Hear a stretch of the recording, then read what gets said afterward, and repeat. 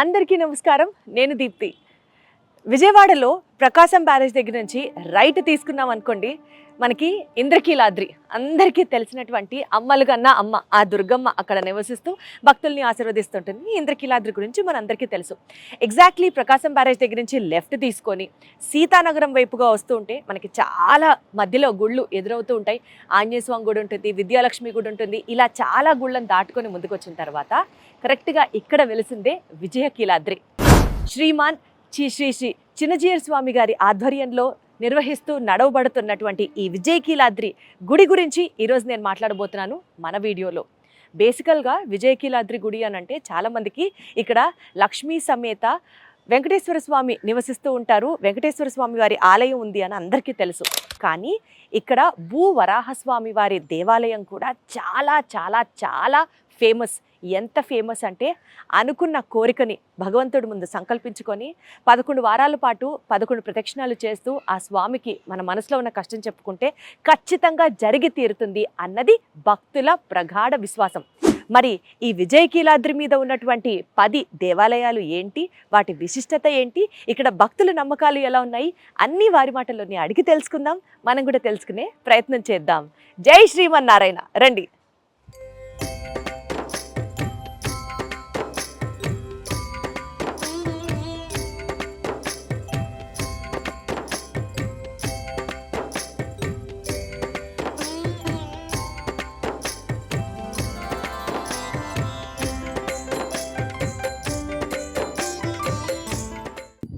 – 1956వ సంవత్సరంలో త్రిదండి పెద్దజీయర్ స్వామి వారు మొట్టమొదటిసారిగా ఈ కొండ మీద ఇలా ఆలయాలు కట్టాలి అని ఆయన సంకల్పించుకున్నారు. అది ఆయన సంకల్ప వరమే ఈరోజు ఇన్ని ఆలయాలు ఇక్కడ వెలిసాయి. అయితే దాని తర్వాత చాలాసార్లు కొంతమంది ఇక్కడ పెద్ద పెద్ద గుళ్ళని కట్టాలి అని ప్రయత్నం చేశారు, అవి సఫలీకృతం అవ్వలేదు. అలా జరుగుతూ ఉండగా తిరిగి మళ్ళీ చిన్నజీయర్ స్వామి గారి ఆధ్వర్యంలో ఆయన యొక్క సమక్షంలో ఈ గుడిని ఈ రకంగా డెవలప్ చేయడం స్టార్ట్ అయిందనమాట. బేసికల్గా విజయకీలాద్రి అని ఇక్కడ పేరు కదా, అంటే ఇక్కడ ఏదైనా ఒక కోరికతో భక్తుడు స్వామివారికి కనుక మొరపెట్టుకున్నా, విన్నవించుకున్నా, ఇక్కడికి వచ్చి స్వామిని దర్శనం చేసుకున్నా ఖచ్చితంగా ఆ పని విజయం సిద్ధిస్తుంది అన్నది ఇక్కడ ప్రతీక. అందుకని ఈ కొండకి విజయకీలాద్రి అని పేరు అనమాట. సాక్షాత్తు అర్జునుడు తపస్సు చేసినటువంటి ప్రాంతం ఇది. సాక్షాత్తు అర్జునుడు మహాభారత యుద్ధానికి ముందు ఇక్కడికి వచ్చి తపస్సు చేసి స్వామిని పూజించుకున్నారు కాబట్టి విజయం సంకల్పించింది అని పేరు. అందుకనే విజయుడు అంటే అర్జునుడు ఇక్కడ విజయం పొందాడు కాబట్టి విజయకీలాద్రిగా ప్రసిద్ధి. ఈ విజయకీలాద్రికి సంబంధించిన విశేషాలు ఇప్పుడు మనం తెలుసుకుందాం.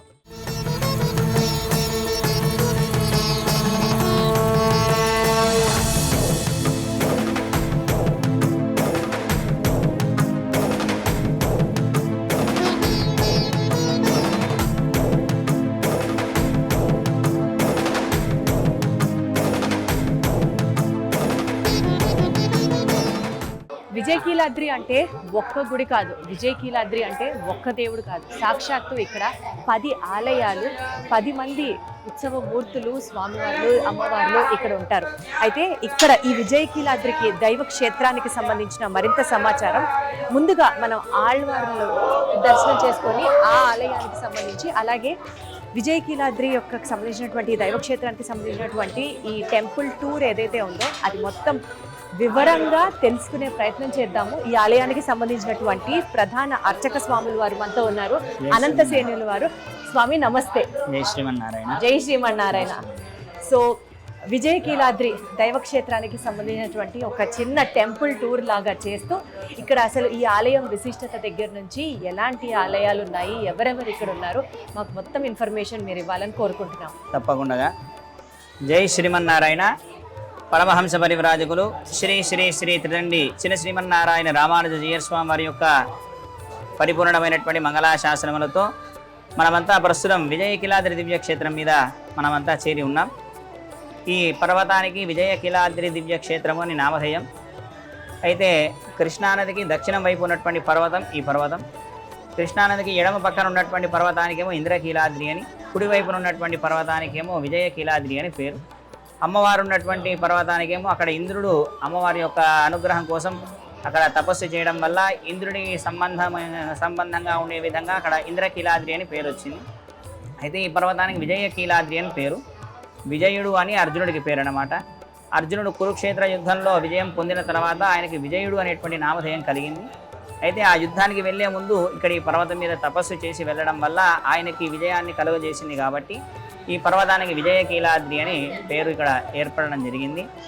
అయితే ఈ పర్వతం మీద మొట్టమొదటగా 1960వ సంవత్సరంలో మన ఆచార్యుడైనటువంటి చిన్నజీయర్ స్వామి యొక్క గురువు గారైనటువంటి శ్రీ శ్రీ శ్రీ రితిరెడ్డి పెద్దజీయర్ స్వామివారి యొక్క సంకల్పానుసారంగా మనం ఈ క్షేత్రాన్ని దర్శించుకుంటున్నాం. మొట్టమొదటగా 1960వ సంవత్సరంలో పెద్దజీయర్ స్వామివారు ఇక్కడ ఈ ప్రాంతంలో ఉన్నటువంటి భక్తులకు ఎవరికి కలలో పెరుమాళ్ళు కనిపించి ఇక్కడ పెరుమాళ్ళు ఉన్నారు అనేటువంటి సమాచారం తెలిస్తే అప్పుడు స్వామివారు పైకి వచ్చి చూస్తే ఇక్కడ కొన్ని మూర్తిಗಳು ఇక్కడ కనిపించాయి అని చెప్పి సరే ఇక్కడ ఒక ఆలయాన్ని నిర్మాణం చేయాలనేటువంటి సంకల్పంతో స్వామివారు ప్రారంభం చేశారు. ఆ సమయంలో సుమారు ఒక 400 మెట్ల వరకు పెద్ద స్వామివారు వేయించారు. ఆ తర్వాత అదే సమయంలో మనకు తమిళనాడు ప్రాంతంలో ఒక విలేకరి ఎవరో ఒక అతను రామాయణం పుస్తకానికి చెప్పుల దండ వేసి వీధుల్లో తిప్పుతున్నాడు అనేటువంటి వార్త తెలియడం వల్ల అప్పుడు స్వామివారు ఇక్కడి నుంచి అక్కడికి వెళ్ళి అక్కడ ఒక 27 రోజులు అక్కడే ఉండి అక్కడ ఉన్నటువంటి ఆ ఊర్లో వారందరితోని రామనామాన్ని రాయించడం, రామాయణాన్ని పారాయణం చేయించడం, రామాయణ యొక్క వైభవాన్ని చెబుతూ ఈ పని ఎవరైతే చేశారో ఆయనతోనే మళ్ళీ ఈ రామాయణం అనేటువంటిది మన సంస్కృతికి మూల గ్రంథం, రాముడు చాలా గొప్పవాడు అనేటువంటి విషయాన్ని ఆయన నోటితోనే చెప్పించే విధంగా కార్యక్రమాన్ని చేశారు. అట్లాగా ప్రారంభం చేస్తూ సుమారు 14 సంవత్సరాల సమయం అంతా మన భారతదేశం అంతా నేపాల్ వరకు కూడా స్వామివారి పర్యటన చేస్తూ కొన్ని రామకృత స్తూపాల నిర్మాణం చేయించారు. స్వామివారు ఆ పర్యటనలో ఉండిపోయారు. ఇక్కడ కొంతమంది కమిటీని ఏర్పాటు చేసి వెళ్ళారు. తర్వాత స్వామివారు పరంపదించిన తర్వాత ఈ నిర్మాణం అనేటువంటిది ఆగిపోయింది. అయితే ఇక్కడ పెరుమాళని ప్రతిష్ఠ చేయాలనుకున్నటువంటి వెంకటేశ్వర స్వామిని కిందనే ప్రతిష్ఠ చేశారు. మన కొండ ఎక్కుతులో కూడా కింద ఒక వెంకటేశ్వర స్వామి ఆలయం ఉన్నది. సరే తర్వాత ఇంకా ఉన్నటువంటి కమిటీ వాళ్ళంతా ఒక్కొక్కరు ఇదైపోతున్నారు అని మళ్ళీ చిన్నజీయర్ స్వామివారికి పెద్ద స్వామివారి యొక్క సంకల్పం అని చెప్పి ఈ స్వామివారికి అందజేయడం జరిగింది. అప్పుడు 2017వ సంవత్సరానికి ఈ ఆలయాలన్నీ కూడా ప్రతిష్ఠ అయ్యే విధంగా స్వామివారి ఇక్కడ ఏర్పాటు చేయించారు. 2017వ సంవత్సరం భగవద్ రామానుజాచార్య స్వామివారు అవతరించి 1000 సంవత్సరాలు పూర్తయినటువంటి సందర్భంగా వారు జగద్గురువులు కాబట్టి ఆ గురువు గారికి ఒక పుట్టినరోజు కానుకగా ఉంటుంది అని ఈ క్షేత్రాన్ని లోకావిష్కృతం మన చిన్నజీయర్ స్వామివారు చేశారు. అందులో మొట్టమొదటిగా ఇక్కడ నుంచి దర్శనం ప్రారంభమవుతుంది. మనమంతా ప్రస్తుతం ఆల్వారాచార్య సహిత విశ్వక్సేన సన్నిధి స్వామి సన్నిధిలో ఉన్నాం. ఆ పైన ఉన్నటువంటి వాళ్ళంతా కూడా ఆల్వారులు, మధ్యలో ఉన్నటువంటి వారేమో విశ్వక్సేనుడు, కింద 2 కాషాయం వస్త్రాలు ధరించి ఉన్నటువంటి వారేమో ఆచార్యులు అని. ఆలయానికి వస్తే మొట్టమొదటిగా మనమంతా నేరుగా భగవంతుడి దగ్గరికి వెళ్తుంటాం దర్శనానికి. కానీ అలా కాకుండా ఆలయానికి వస్తే మొట్టమొదటిగా భగవంతుణ్ణి మనకు చూపించినటువంటి వారిని, అలానే భగవంతుడి దగ్గరికి చేర్చేటటువంటి వారిని, చేరేటటువంటి మార్గంలో ఎటువంటి ఇబ్బందులు లేకుండా చూసుకునేటువంటి వారిని దర్శించాలి అనేటువంటిది ఒక క్రమం. అట్లాగా మనకు భగవంతుని నేరుగా దర్శించి సహజంగా మనం ఏంటంటే భగవంతుడి కోసం వేచి చూస్తుంటాం. ఋషులు మునులు మొదలైనటువంటి వాళ్ళంతా కూడా కొన్ని వేల సంవత్సరాలు తపస్సు చేస్తే కానీ స్వామి దర్శనం దొరకదు. అటువంటిది మనకు ఆల్వార్లంతా కూడా ఒక్కొక్క కులానికి చెందినటువంటి వారు భగవంతుని కీర్తన చేసినటువంటి ఆ విధానానికి స్వామి ముగ్ధుడైపోయి వారు ఎంత వైభవంగా పాడారు భగవంతుడి గురించి అంటే నేరుగా ఆయననే వచ్చి వాళ్ళకి దర్శనం ఇచ్చేంత ఇదిగా అంత ప్రేమతోని భక్తితోని వారు భగవంతుని కీర్తించారు. అది అలాగా ఆల్వార్ల యొక్క గొప్పతనం అదనమాట. ఆల్వార్ అనేటువంటి పదానికి మునిగినటువంటి వారు అని కూడా ఒక అర్థం. అంటే దేంట్లో అంటే భగవంతుని యొక్క గుణానుభవంలో మునిగినటువంటి వారు అని అర్థం. అట్లాగా వారంతా కూడా నేరుగా భగవంతుని చూసి ఇవో స్వామి ఈ స్వరూపంగా ఇంత వైభవంగా ఉంటాడు అని మనకు చెప్పినటువంటి వాళ్ళు ఆల్వార్లు. అందుకని ముందర మనం మొట్టమొదటిగా ఆల్వార్లను దర్శనం చేసుకొని వారిని ప్రార్థించి అప్పుడు వేరే ఆలయం. ఆ తర్వాత భగవంతుని ఒకరు చూయించారు. మరి ఆ భగవంతుని పొందాలి అంటే ఎలా పొందాలి అంటే మనకు శాస్త్రాధ్యయనం అనేటువంటిది చేయాలి. మరి ఆ శాస్త్రాధ్యయనం మనం చేయగలుగుతామా అంటే మనకున్నటువంటి పనులలో ప్రత్యేకించి దాని మీద కూర్చొని చేయాలి అంటే మన వల్ల మరి ఎలా తెలుసుకుంటాము అంటే దానికి ఒక స్థానాన్ని కొంతమందికి ఇచ్చాడు భగవంతుడు, ఆచార్య స్థానం కింద. అట్లాగా ఆచార్యులు అని గురువు గారికి మరో పేరు ఆచార్యులు అని. సహజంగా మన గురుగారు ఏం చేస్తారు అంటే మనకు జ్ఞానబోధన చేస్తారు. ఆచార్యులు ఏం చేస్తారంటే మనకు ఉన్నటువంటి అంధకారాన్ని తొలగించి జ్ఞానాన్ని నింపేటటువంటి వాడు ఆచార్యులు.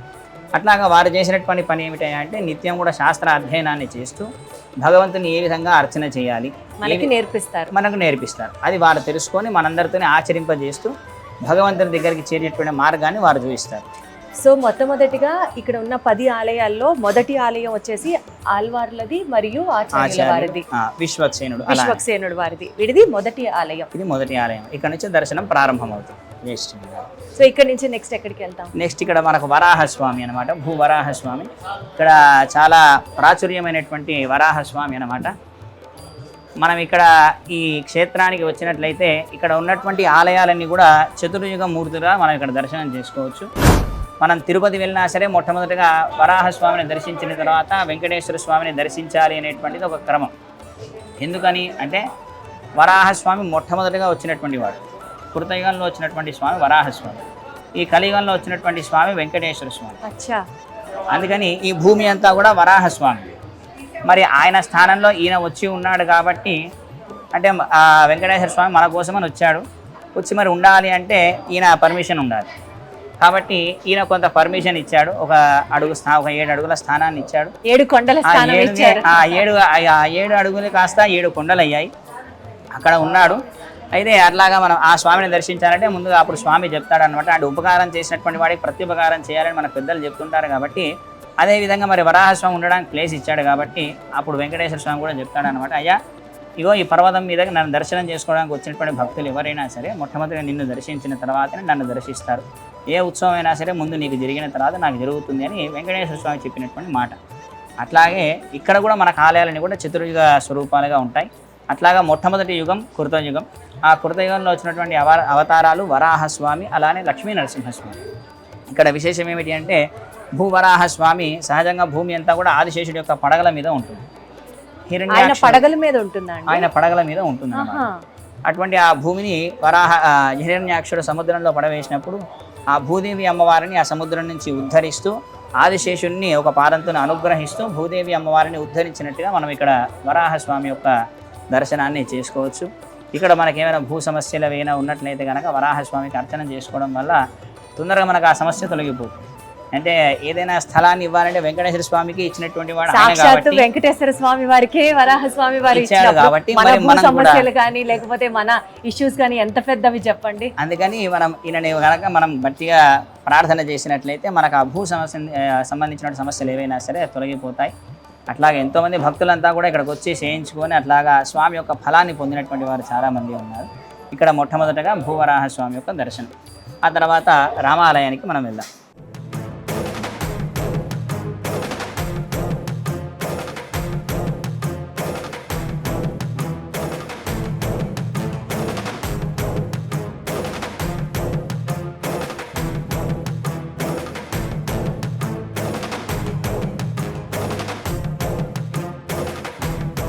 ఇక్కడ మనం ప్రస్తుతం రామాలయానికి చేరుకొని ఉన్నాం. రామాలయంలో రాముల వారికి ఎడమ పక్కన ఉన్నటువంటి స్వామి సన్నిధి పెద్దజీయర్ స్వామి వారి సన్నిధి. ఇందాక మనం అనుకున్నాం ఈ పర్వతం మీద ఇన్ని ఆలయాలు మనకు దర్శనం చేసుకోవడానికి గల మూల కారకులైనటువంటి వారు పెద్దజీయర్ స్వామి వారు అన్నమాట. ఇక్కడ వారి దర్శనం. ఆ తర్వాత రామచంద్రుడి యొక్క దర్శనం అన్నమాట. ఇక్కడ వచ్చేసి శ్రీ సీతా లక్ష్మణ హనుమత్ సమేత రామచంద్ర స్వామి యొక్క దర్శనం. ఇక్కడ మన రామచంద్రుడి యొక్క దర్శనం త్రేతాయుగ స్వరూపంగా మనం దర్శనం చేసుకుంటాం. రామచంద్రుడు సహజంగా ఎక్కడ కూడా ఆయన భగవంతుడు అని ఎక్కడ చెప్పింది లేదు. కానీ ఆయనను మనం భగవంతుడిగా పూజిస్తున్నాం. అంటే రామచంద్రుడి వల్ల సీతా అమ్మవారి వల్ల మనం తెలుసుకోవాల్సినటువంటి విషయం ఏమిటి అంటే మనిషి తన యొక్క ధర్మాచరణను కనుక సక్రమంగా ఆచరించినట్లయితే మానవుడు కూడా భగవంతుడితో సమానంగా పూజింపబడతాడు అనేటువంటి దాన్ని తెలియపరచడం కోసమని చెప్పి రామచంద్రుడిగా స్వామి అవతరించాడు. అలాగే ఇక్కడ 2వ యుగ స్వరూపంగా రామచంద్ర స్వామి యొక్క దర్శనం. ఆ తర్వాత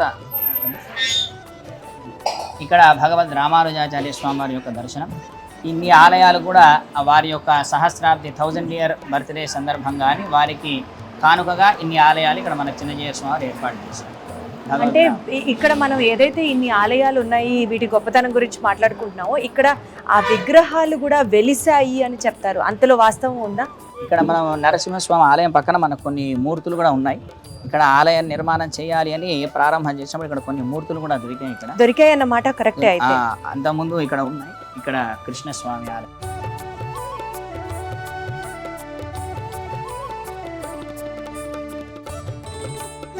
రామచంద్రుడి యొక్క దర్శనం పూర్తయిన తర్వాత ద్వాపర యుగ స్వరూపంగా 3వ యుగ స్వరూపంగా శ్రీకృష్ణ పరమాత్మ యొక్క సన్నిధి రుక్మిణి సత్యభామ సమేత వేణుగోపాల స్వామి. ఈ పర్వతానికి విజయకిలాద్రి అని నామధేయం కదా. అర్జునుడు విజయాన్ని పొందాడు. ఆయనకి సారథిగా ఉండి నడిపించినటువంటి వాడు శ్రీకృష్ణ పరమాత్మ. అందుకని ఇక్కడ ఈయన పేరు కూడా విజయ సారథి అని మనకు ఉంటుంది. ఇక్కడ అన్ని పెరుమాళ్ళకు కూడా రాముడికి కూడా విజయ రాఘవ స్వామి అని, కృష్ణుడికి ఏమో విజయసారథి అని. ఇట్లాగా మూడవ యుగ స్వరూపంగా కృష్ణ పరమాత్మ అన్నమాట. ఈయన నేరుగా చెప్పాడు, అయ్యా నేనే భగవంతుణ్ణి, మీరంతా చేయవలసినటువంటిది ఒకటే, సర్వధర్మాన్ పరిత్యజ్య మామేకం శరణం వ్రజ అహంత్వా సర్వపాపేభ్యో మోక్షయిష్యామి మా శుచః. ఏది చేసినా సరే నా యొక్క అర్పణంగానే చేయాలి, అన్నిటిని వదిలేసి కేవలం నా యొక్క పాదాలనే మీరంతా కూడా ఆశ్రయించాలి. నా పాదాలను కనుక మీకు ఆశ్రయించినట్లయితే మీ అందరికీ కూడా మోక్షాన్ని ఇచ్చేటటువంటి వాడిని నేనే అని మనకు చెప్తూ వచ్చినటువంటి స్వరూపం శ్రీకృష్ణ పరమాత్మ యొక్క స్వరూపం.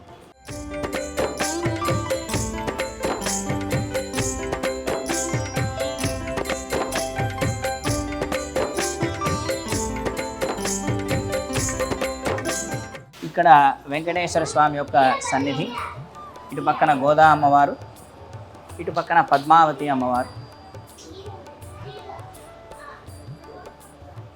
పద్మావతి గోదా సమేత వెంకటేశ్వర స్వామి యొక్క సన్నిధి అన్నమాట.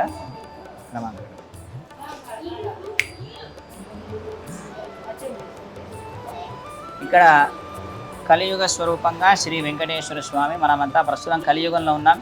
ఈ కలియుగానికి ప్రత్యక్ష దైవంగా వెంకటేశ్వర స్వామి యొక్క ఆలయం. ఇక్కడ ఈ పర్వతానికి ప్రధాన సన్నిధి వెంకటేశ్వర స్వామి యొక్క సన్నిధి అన్నమాట. స్వామి యొక్క పేరులోనే ఉంది వెంకటేశుడు అని. వెంకటేశుడు అంటే వేమంటే పాపాలు, కటహ అంటే తొలగించేటటువంటి వాడు అని.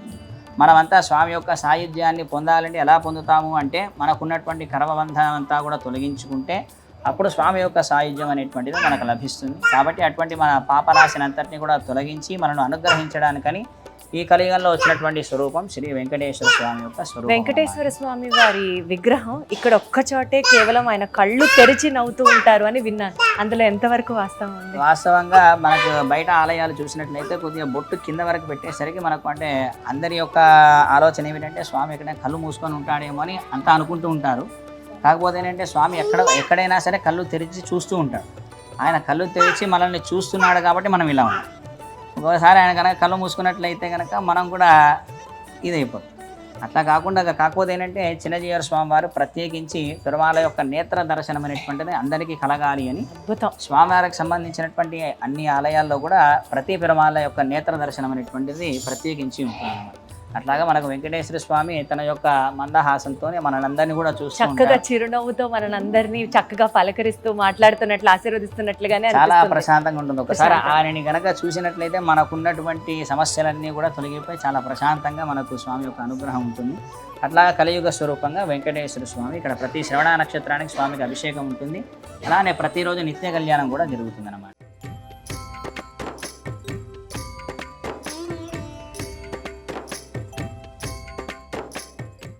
మనమంతా ప్రస్తుతం వెంకటేశ్వర స్వామి దర్శనం పూర్తయింది. ఇప్పుడు సుదర్శన నారసింహస్వామి యొక్క ఆలయానికి మనం చేరుకున్నాం. ఇది 5వ ఆలయం. సుదర్శనము అంటే చక్రానికి పేరు సుదర్శనం అని, స్వామి చేతిలో ఉన్నటువంటి చక్రానికి పేరు సుదర్శనము అని. అయితే అక్కడ చూస్తే ఒక చక్రం లాగానే కనిపిస్తుంది. ఆ చక్రం ఎలా ఉంటుందంటే ఆ స్వామి యొక్క స్వరూపాన్ని మన ఇక్కడ ఏర్పాటు చేశారనమాట. 2 చేతులు మొదలుకొని 32 చేతుల వరకు స్వామి ధరించి ఉంటాడు అనమాట సుదర్శన భగవానుడు. ఆయా సందర్భాలను అనుసరిస్తూ చేతులను ధరిస్తూ ఉంటాడు. ఎన్ని హస్తాలు అయితే ధరిస్తాడో అన్ని హస్తాలలో అన్ని ఆయుధాలు కూడా ఉంటాయి. ఓహో, అట్లాగా ఇక్కడ ప్రతి చిత్తా నక్షత్రానికి స్వామికి అభిషేకం ఉంటుంది. ఆయనకి సుదర్శనుడు అనే కాకుండా విష్ణు సంకల్ప వృక్ష అని కూడా ఒక పేరు. విష్ణు సంకల్ప వృక్ష. ఎందుకని అంటే స్వామి ఎప్పుడు ఏ యుగంలో ఏ అవతారంగా స్వామి వస్తాడో ఆయనతో పాటుగానే ఈయన కూడా వస్తుంటాడు. ప్రతి అవతారంలో ఉంటాడు. అయితే కొన్ని అవతారాల్లో ప్రత్యక్షంగా కనిపిస్తుంటాడు, కొన్ని అవతారాల్లో పరోక్షంగా ఉంటాడు. వెంకటేశ్వర స్వామిగా వచ్చాడు, స్వామి చేతిలో చక్రం ఉంది. కృష్ణుడిగా వచ్చాడు, ఆయన చేతిలో చక్రం ఉంది. మరి రాముడిగా వచ్చాడు, ఆయన దగ్గర చక్రం లేదు కదా, అంటే ఆయన దగ్గర ధనుర్బాణం యొక్క కొసలలో ఉంటాడు. వరాహ స్వామిగా వచ్చాడు, తన యొక్క కొరలలో. నరసింహస్వామిగా తన యొక్క గోర్లలో ఇట్లాగా నిక్షిప్తమై వస్తుంటాడు. అందుకని ఇక్కడ ఉన్నటువంటి భక్తుల అందరికీ ఒక రక్షణ కోరుకొని అలానే అన్ని ఆలయాలకు కూడా రక్షణ కానీ ఇక్కడ సుదర్శన స్వామి సన్నిధి. అయితే ఇక్కడ ఇంకొక ప్రత్యేకత ఏమిటి అంటే ముందు సుదర్శనుడు ఉంటాడు, వెనక నరసింహస్వామి ఉంటాడు. ఇక్కడ నుంచి మనకు అర్థంలో చూడొచ్చు, లేదా వెనక ప్రదక్షిణ చేసి కూడా కనిపిస్తుంది. ఈ 2 స్వరూపాలు కూడా భక్తుల యొక్క రక్షణ కొరకు ప్రత్యేకించి వచ్చినటువంటి స్వరూపాలు అన్నమాట. ఇలాగ మనకు శ్రీరంగ క్షేత్రంలో ఉంటుంది. అటువంటి ఆ దర్శనాన్ని మనకు స్వామి ఇక్కడ ఏర్పాటు చేశారు.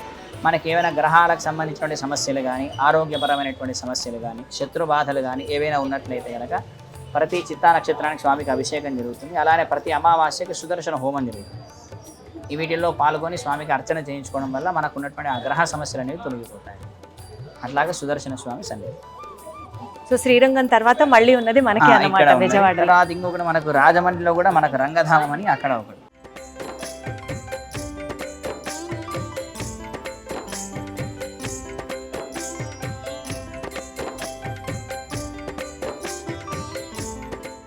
విజయకీలాద్రిలో ఉన్నటువంటి భూవరాహస్వామి వారి ఆలయానికి నేను చాలాసార్లు రావడం జరిగింది, కానీ ఇవాళ మాత్రం చాలా స్పెషల్. ఎందుకంటే నేను మన ఛానల్ సుమన్ టీవీ జాయిన్ అయిన తర్వాత చేస్తున్నటువంటి ఫస్ట్ వీడియో ఈ టెంపుల్ దగ్గర నుంచే చేయాలి, అంత సెంటిమెంట్ నాకు అని భావించాను. అండ్ అది ఎంత ఆస్పిషియస్ అకేషన్ అంటే దసరా శరన్నవరాత్రి ఉత్సవాలు ఇక్కడ ఘనంగా జరగడంతో పాటు ఈరోజు ప్రత్యేకంగా ఉత్తరాషాఢ నక్షత్రం అన్నమాట. అంటే సాక్షాత్తు భూవరాహస్వామి వారి జన్మ నక్షత్రం అయినటువంటి ఈ ఉత్తరాషాఢ నక్షత్రం నాడు ప్రతి నెల ఈ నక్షత్రం రోజున ప్రత్యేకంగా స్వామివారికి పుట్టినరోజు జన్మ నక్షత్రం కాబట్టి ఆ సెలబ్రేషన్స్ యాక్టివిటీస్ అవి జరుగుతూ ఉంటాయి. అందులో భాగంగా ఈ రెండింటిని పురస్కరించుకొని ఇక్కడ స్వామివారికి నివేదించినటువంటి అన్నం ఏదైతే ఉంటుందో అది ప్రసాదంగా ఇక్కడ భక్తులకి వితరణ జరుగుతూ ఉంటుందన్నమాట. సో అన్నదాన కార్యక్రమాలు కూడా జరుగుతాయి. మీరు ఇప్పుడు చూసేది అదే.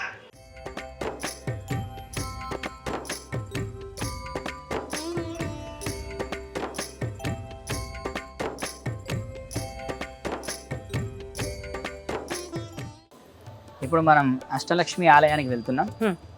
అష్టలక్ష్మి అయితే లక్ష్మీనారాయణ స్వామి యొక్క దర్శనం మనకి ఇప్పుడు జరుగుతుంది. ఇక్కడ ఈ ఆలయం కూడా సహజంగా అమ్మవారు ఉండేటువంటిది పద్మంలో ఉంటుంది అమ్మవారు, కాబట్టి అమ్మవారు పద్మంలోనే ఉండాలి అని మనకు స్వామివారు కూడా ఇక్కడ ఆలయం అంతా కూడా అష్టదళ పద్మంగా మన ఇక్కడ ఏర్పాటు చేశారు. ఒక్కొక్క దళంలో ఒక్కొక్క అమ్మవారు ఉంటారన్నమాట. ఒక్కొక్క దళంలో ఒక్కొక్క అమ్మవారు. ఎంత బాగుందో వినడానికి. 8 మంది ఉంటారన్నమాట.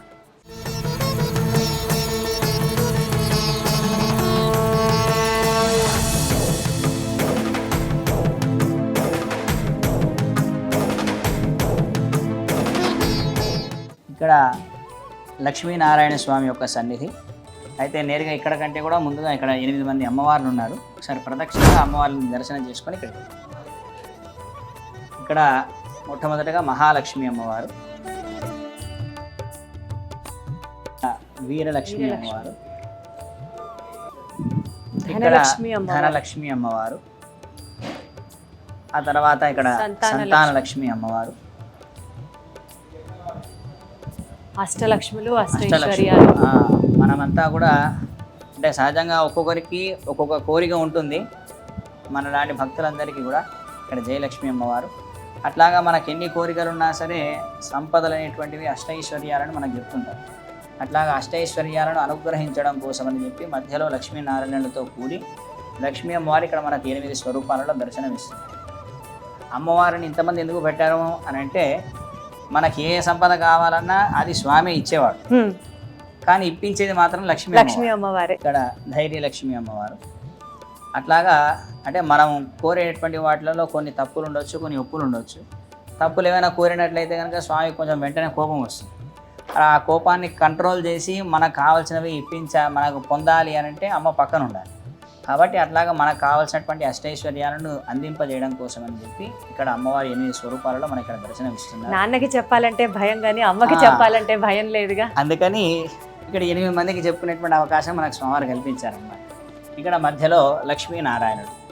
ఇక్కడ ప్రతి శుక్రవారం కూడా ఇక్కడ అమ్మవార్లకి ఇద్దరిద్దరు అమ్మవార్లకి అభిషేకం ఉంటుంది. అలానే ప్రతి మూల నక్షత్రానికి ఇక్కడ లక్ష్మీనారాయణకి అభిషేకం ఉంటుంది. సాయంత్రం పూట కళ్యాణం కూడా ఉంటుంది. ఒక్కొక్క మాసం ఒక్కొక్క అమ్మవారితో కళ్యాణం జరుగుతుంది అన్నమాట. ఒక మాసం మహాలక్ష్మి అమ్మవారు, ఒక మాసం వీరలక్ష్మి, ఒక మాసం ధనలక్ష్మి, ఇట్లాగ 8 మంది అమ్మవార్లతో కూడా కళ్యాణం ఉంటుంది. ఎవరికైనా కనుక మంచి సంతానం కావాలి అనుకుంటే కనుక మనకి సంతాన లక్ష్మి అమ్మవారికి అర్చన చేసుకున్నట్లయితే మంచి సంతానం కలుగుతుంది.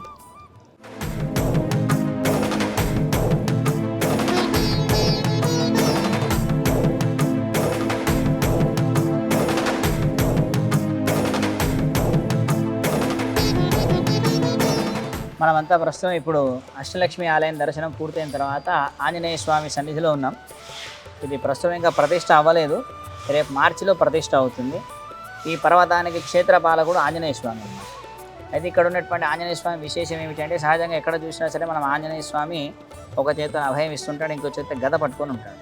కాకపోతే ఇక్కడ ఏమిటి అంటే 2 చేతులతో అభయం ఇస్తూ ఉంటాడు మనకు. అంటే సుందరకాండలో ఎక్కడ కూడా స్వామికి అంటే సహజంగా కోతులకి ఆయుధాలు ఏమిటంటే వాటి యొక్క గోర్లే వాటికి ఆయుధాలు. అట్లాగా అందుకని ఇక్కడ గద లేకుండా రెండు చేతుల్లో అభయం ఇవ్వాలి అనేటువంటి సంకల్పంతో సుందరకాండలో ఉన్నటువంటి స్వరూపంగా మనకు స్వామివారు ఇక్కడ అభయ ఆంజనేయ స్వామిని ఏర్పాటు చేశారు. రేపు మార్చిలో మనం స్వామి కూడా స్వామి యొక్క దర్శనాన్ని ప్రారంభం చేసుకుంటాం.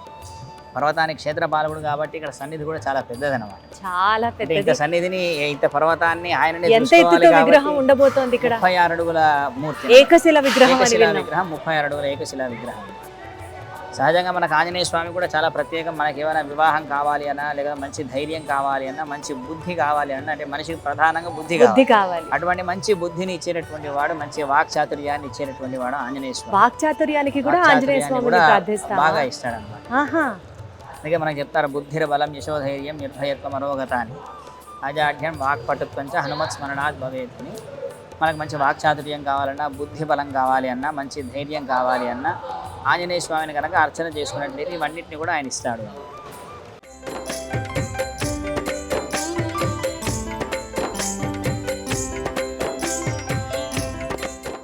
ఇక్కడ అష్టలక్ష్మి ఆలయం పక్కన నరసింహస్వామి ఆలయం ఉంది. ఆంజనేయ స్వామికి అష్టలక్ష్మి ఆలయం మధ్యలో లక్ష్మీనారాయణ. దానికి ఏమన్నా ప్రత్యేకత ఉందా? ఇది ఒక చిన్న ప్రత్యేకత.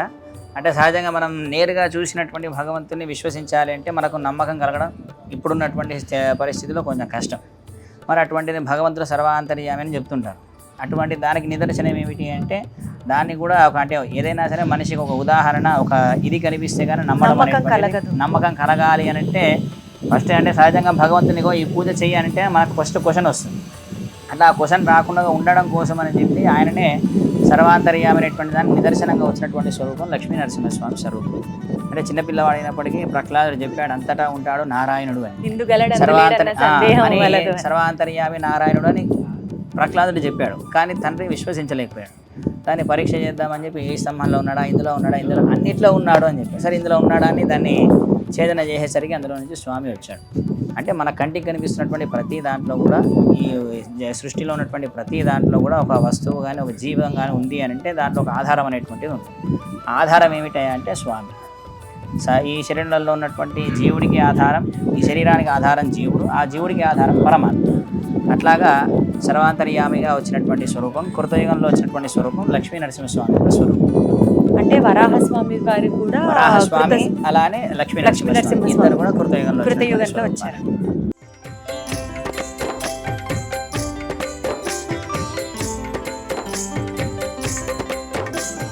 ఇప్పుడు మనం వైకుంఠనాథ స్వామి ఆలయానికి వెళ్తున్నాం. ఇక్కడ ఉన్నటువంటి స్వామి శ్రీ భూ నీలా సమేత వైకుంఠనాథ స్వామి అని ఈయనకు పేరు. స్వామి శ్రీ భూ నీలా సమేత, ముగ్గురు అమ్మవార్లు అనమాట. శ్రీదేవి, భూదేవి, నీలాదేవి. సహజంగా మనం ఎక్కడ చూసినా సరే ఇద్దరు అమ్మవార్లు కనిపిస్తుంటారు. అయితే నీలా అమ్మవారిని ప్రత్యేకించి మనం ధనుర్మాసం చేస్తుంటాం ప్రతి సంవత్సరం. ఆ ధనుర్మాసంలో గోదా అమ్మవారు ప్రార్థన చేస్తుందన్నమాట. అట్లాగా అంటే స్వామి వైకుంఠంలో ఉంటాడు కదా, వైకుంఠం అనేటువంటిది మూలస్థానం. ఇక్కడ నుంచి ఇప్పుడు మనం చూస్తున్నటువంటి అవతారాలన్నీ కూడా వచ్చాయి. కాబట్టి మరి ఇద్దరు అమ్మవార్లు ఆయనతో పాటు వస్తున్నప్పుడు మరి ఇంకొకరు ఎవరైనా ఒకరు ఆయనతో పాటు ఉండాలి. కాబట్టి నిత్యం వైకుంఠంలో ఉంటుంది నీలాదేవి. అట్లాగా మనం మొట్టమొదటిగా ఆళ్వారాచార్య విశ్వక్సేన సన్నిధానం దర్శనం చేసుకున్నాం.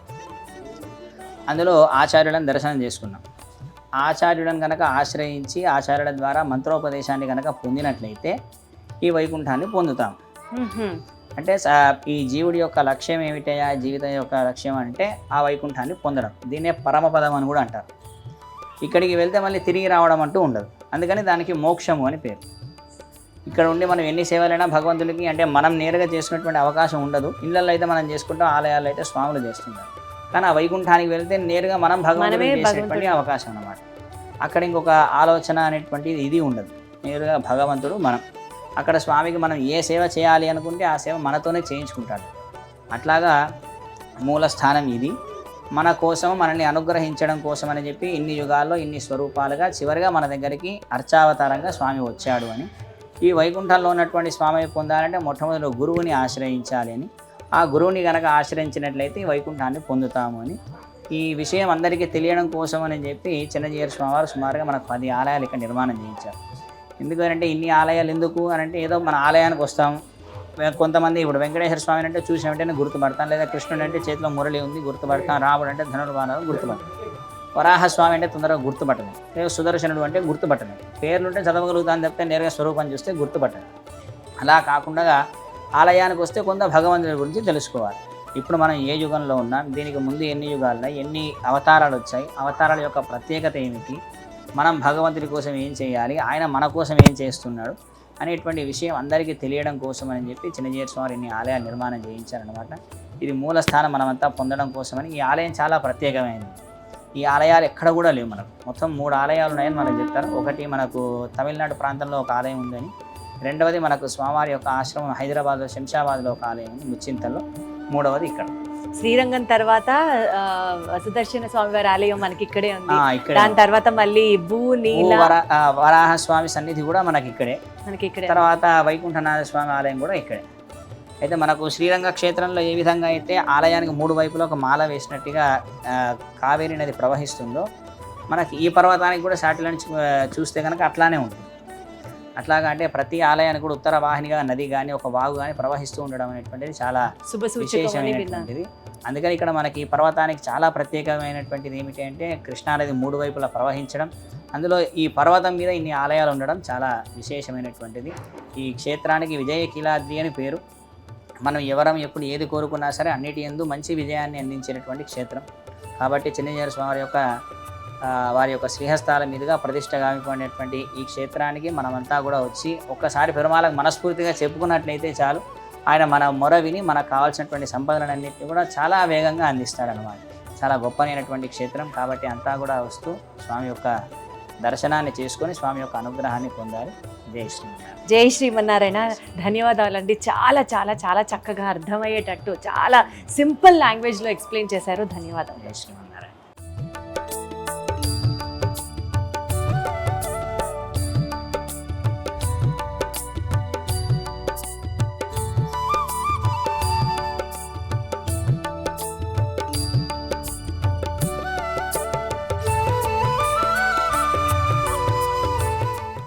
భక్తుల పాలిట కొంగు బంగారంగా భూవరాహస్వామి వారిని మనం కొలుస్తాము. అనుకున్నది అనుకున్నట్టు జరుగుతుంది. స్వామి దగ్గరికి వస్తే మన కష్టం చెప్పుకుంటే అన్నది ఇక్కడ భక్తుల యొక్క ప్రగాఢ నమ్మకము, విశ్వాసము. మనతో మాట్లాడడానికి కుమార్ గారు విచ్చేశారు కుటుంబ సమేతంగా కొత్తగూడెం నుంచి. ఎక్కడ భద్రాచలం, ఎక్కడ విజయవాడ, ఎక్కడ వీళ్ళు ఇంత ఘనంగా స్వామివారిని నమ్మి ఇక్కడికి రావడం అనేది వారి మాటల్లోనే విని తెలుసుకుందాం, వారి జీవితంలో జరిగినటువంటి ఆ అద్భుతాల గురించి. సార్ నమస్తే. అమ్మ నమస్తే. ఎలా ఉన్నారు? సో చెప్పండి, మీకు ఏంటి సెంటిమెంట్ ఈ టెంపుల్ కి? మీ రిలేషన్ ఏంటి స్వామివారితో? మా ఫ్రెండ్స్ ద్వారా విన్నది ఏంటంటే ఇక్కడ స్వామివారిని దర్శించుకుంటే ఇల్లు కట్టుకోవాలనే ఆసక్తి ఉంటే ఇల్లు కట్టుకోవటం కానీ, అలాగే భూ సంబంధితమైన వివాదాలు ఉంటే అవి తీరటం కానీ జరుగుతాయి సత్యంగల స్వామి అని తెలుసుకోవడం జరిగింది. అలాగే విజయవాడ చాలాసార్లు వచ్చాము, అమ్మవారిని దర్శించుకున్నాం, కానీ ఈ విజయకీలాద్రిని చూడలేదు ఎప్పుడు అని మొదటిసారిగా 2 నెలల క్రితం వచ్చాము. వచ్చిన తర్వాత నుంచి మేము అనుకున్న కొన్ని వరాలు ముందుకు కదిలినట్లుగా మాకు అనిపించింది. అలాగే చాలా సంతోషం అనిపించింది. ప్రశాంతమైన వాతావరణం, స్వామివారి అనుగ్రహం. అంటే ఇది వరకు ఎప్పుడు ఆ కోరికల గురించి అనుకున్నవి జరగలేదా? అంటే కొంచెం లేట్ అయింది. 10-15 సంవత్సరాలు అయింది. సో ఇక్కడికి వచ్చి దర్శనం స్వామివారిది అయిన తర్వాత ప్రాసెస్ స్టార్ట్ అయింది. అదే స్వామివారి కృపగా భావిస్తూ ఎట్లా వారం వారం వస్తారా? వారం వస్తున్నాము. ఏదైనా పని ఉండి ఆఫీస్ పని ఉంటే తప్ప లేకపోతే తను ఒక్కరే వస్తారు. అక్కడ నుంచి ఫ్రెండ్స్. అంటే ఎట్లా 11 వారాలు మొక్కుకున్నారా వస్తామని? 7 వారాలు ప్రతి వారం వస్తామండి. వచ్చిన తర్వాత ముందు ప్రదక్షిణలు చేస్తాము, సంకల్పం చెప్పుకొని 21 ప్రదక్షిణలు చేస్తాం. చేసిన తర్వాత అష్టోత్తరం అయితే అష్టోత్తరంలో పాల్గొంటాం, లేకపోతే అర్చనలో పాల్గొని భూవరాహస్వామి వారిది. అలాగే ల్యాండ్ రిలేటెడ్ కోరికేనా? Land related. ఓకే. ఉన్న ఇల్లు పిల్లలకు కూడా కొంచెం అంత అంటే శుభంగా ఉండాలని, వాళ్ళు మంచిగా ఉండాలని.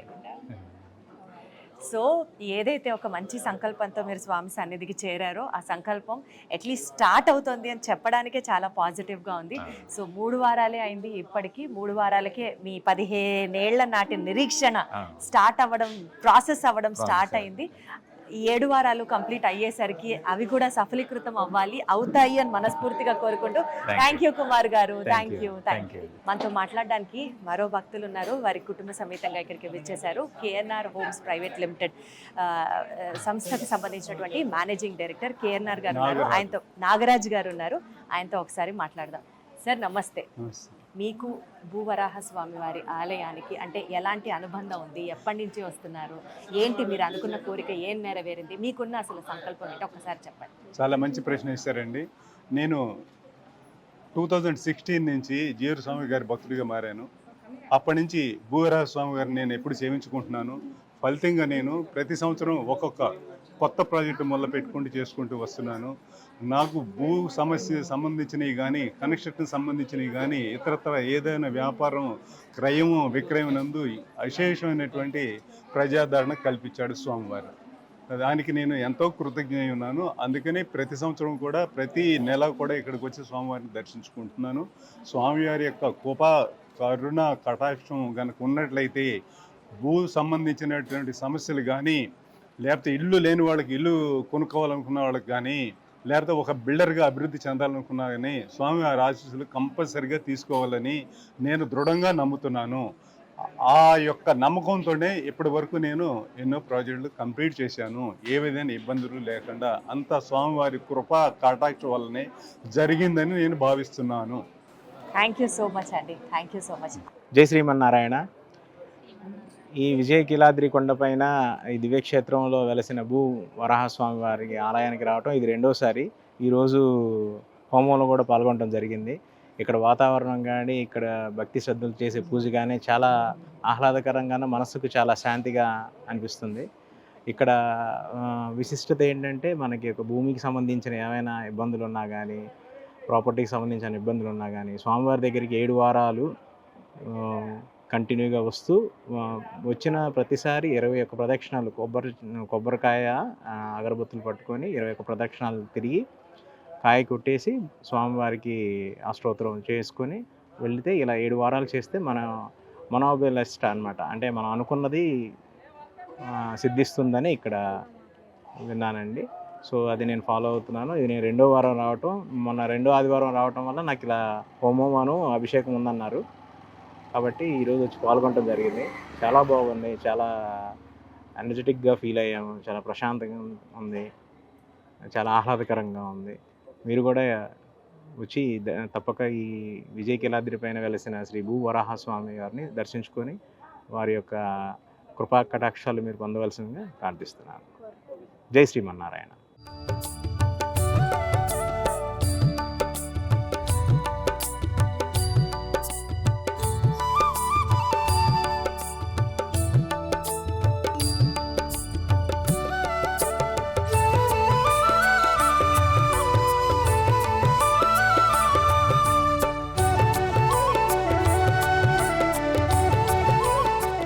మొత్తానికి అదండి విజయకీలాద్రి కొండ యొక్క విశిష్టత, అలాగే ఇక్కడ ఉన్నటువంటి ఉత్సవ భక్తుల యొక్క సంబంధించినటువంటి విశిష్టత తెలుసుకున్నాం కదా.